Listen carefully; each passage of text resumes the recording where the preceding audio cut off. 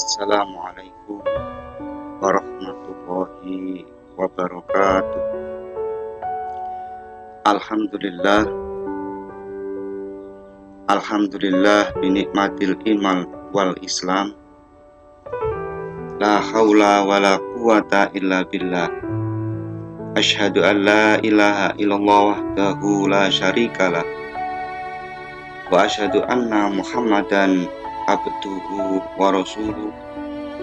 Allahumma salli wa sallim ala Muhammad wa ala alihi wa sahbihi ajma'in. Qala Allah ta'ala fil Qur'anil azim. A'udzu billahi minasyaitonir rajim. Bismillahirrahmanirrahim. Ya ayyuhalladzina amanu kutiba alaikumusiyam kama kutiba alal ladzina min qablikum la'allakum tattaqun. Al-ayat sadaqallahul azim. Kepada anak-anakku sekalian SD Muhammadiyah 2 Sidoarjo, marilah pada kesempatan yang berbahagia ini kita selalu memanjatkan puji syukur kita kehadirat Allah Subhanahu wa Ta'ala, karena sampai detik ini kita semua mendapat rahmat dari Allah Subhanahu wa Ta'ala yang berupa kesehatan, sehat jasmani dan sehat rohani, sehingga kita semua mendapat suatu rahmat dari Allah, sehingga kita bisa melaksanakan kegiatan yang bersifat positif meskipun dalam kondisi yang saat ini kurang memungkinkan, kondisi-kondisi yang merebaknya yaitu virus corona. Oleh karena itu, marilah pada kesempatan ini kita selalu meningkatkan keimanan dan ketakwaan kita kepada Allah Subhanahu wa Ta'ala, sehingga kita tetap mendapat bimbingan dari Allah Subhanahu wa Ta'ala. Anak-anakku sekalian yang dimuliakan oleh Allah, untuk materi yang saat ini akan saya sampaikan yaitu tentang pengertian puasa. Nah, perlu kita ketahui puasa dalam bahasa Arab itu disebut dengan shaum atau siam, artinya menahan.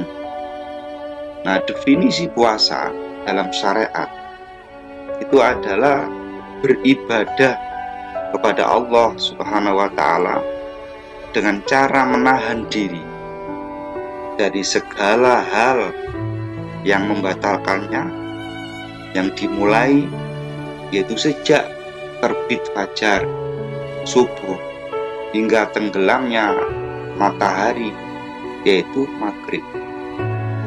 Nah, perlu kita ketahui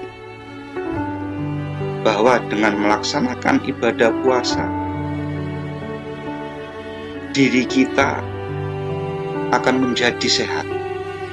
Karena itu sudah Rasulullah SAW berjanji bahwa dengan melaksanakan puasa maka badan kita itu akan sehat, dan mudah-mudahan dan melaksanakan puasa dari mulai subuh sampai maghrib nanti itu akan terhindar dari virus-virus yang melanda di Indonesia ini.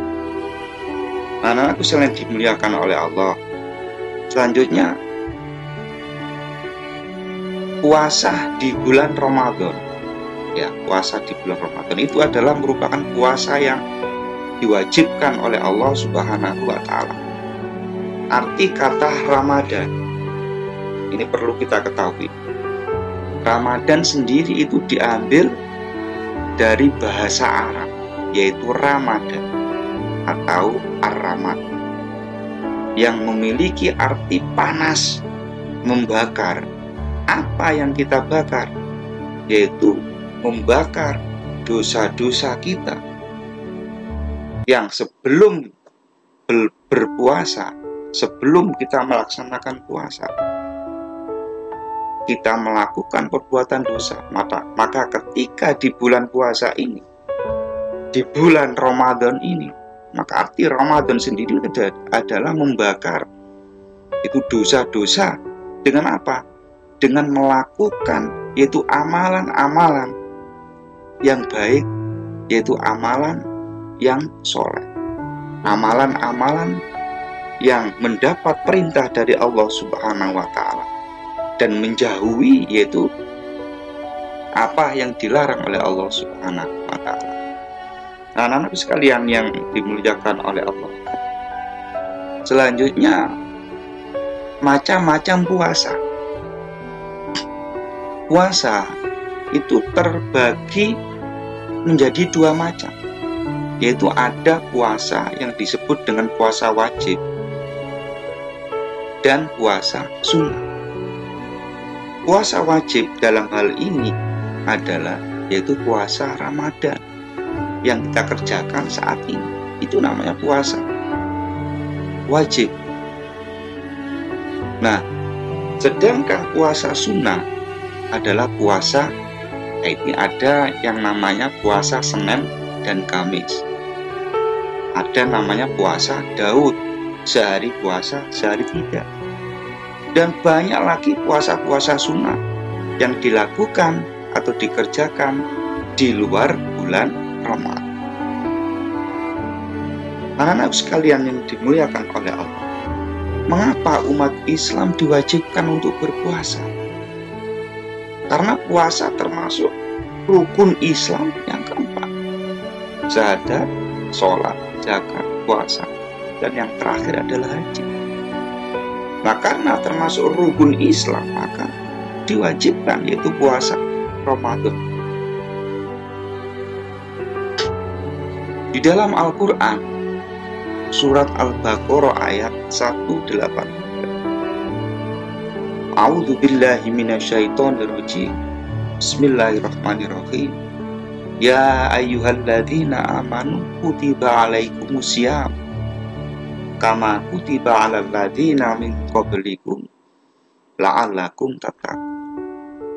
Yang artinya, wahai orang-orang yang beriman, diwajibkan atas kamu berpuasa sebagaimana diwajibkan orang-orang sebelum kamu, agar kalian bertakwa kepada Allah Subhanahu wa Ta'ala. Anak sekalian yang dimuliakan oleh Allah, perlu kita ketahui bahwa takwa, apa sih yang disebut dengan takwa?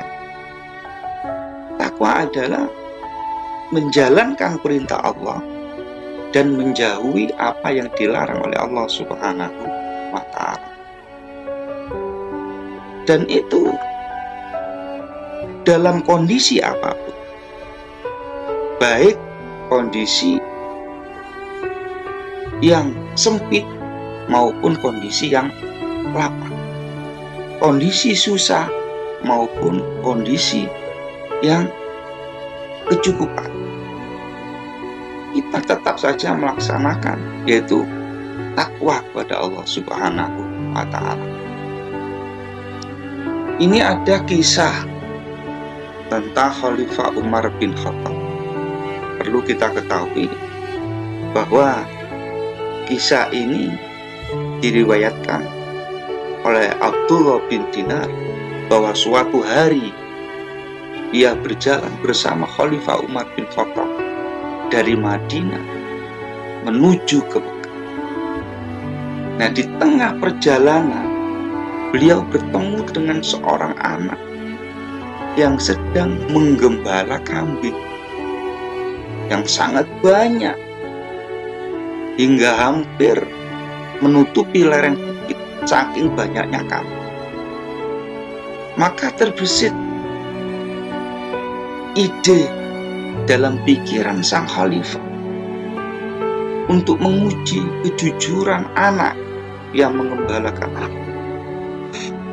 Ditanyanya, wahai anak gembala, aku Aku ingin membeli seekor ternak, ujar sang khalifah. Kambing ini milik tuanku.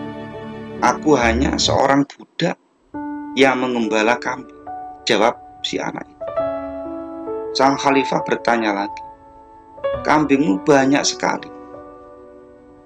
Kalau kamu jual seekor saja, tuanmu pasti tidak akan tahu kalau berkurang satu. Atau katakan saja pada tuanmu bahwa kambingmu dimakan serigala. Bagaimana? Anak gembala tersebut terdiam sambil memandang wajah sang khalifah Umar bin Khattab. Lalu anak itu berkata dengan ucapan yang menggetarkan hati sang khalifah. Apa jawaban anak itu? Fa'ainallah ya Sayyid. Jika Tuan menyuruh saya berbohong, lalu di mana Allah ya Tuan? Tuan saya memang tidak melihat, tapi Allah Subhanahu wa Ta'ala Maha melihat dan Maha mengetahui. Sang Khalifah Umar bin Khattab dikenal sebagai seorang khalifah yang pemberani, berwibawa dan ditakut. Tak pernah gentar menghadapi musuh sekuat apapun. Namun tatkala mendengar ucapan seorang anak budak gembala, beliau merasa disambar petir telinganya, gemetar dan hampir jatuh pingsan. Kemudian beliau menangis, meneteskan air mata. Kalimat pendek yang diucapkan secara spontan oleh seorang budak begitu menghujam ke dalam dada beliau, menyadarkan akan keberadaannya sekaligus tanggung jawabnya sebagai seorang khalifah. Di hadapannya, akhirnya sang khalifah membawa anak yang masih berstatus budak ke tuannya. Sang khalifah mengatakan dengan kalimat, fa'ainallah, ku merdekakan kamu dari perbudakan, dan dengan kalimat itu pula insya Allah kamu akan merdeka di akhirat kelak. Anak-anakku sekalian yang dimuliakan oleh Allah Subhanahu wa Ta'ala, mungkin ini yang bisa saya sampaikan. Mudah-mudahan dengan materi ini kita bisa melaksanakan ibadah puasa dengan sebaik-baiknya. Mudah-mudahan puasa kita akan diterima oleh Allah Subhanahu wa Ta'ala dan kita akan mendapatkan titel yaitu la'allakum tattaqun, dan mudah-mudahan kita akan mendapat petunjuk dari Allah Subhanahu wa Ta'ala dan kita akan dibimbing oleh Allah Subhanahu wa Ta'ala dan kelak kita akan dimasukkan ke dalam surganya Allah Subhanahu wa Ta'ala. Mungkin ini yang bisa saya sampaikan dan saya akhiri. Nasru minallah wa fathun qarib. Wassalamualaikum warahmatullahi wabarakatuh.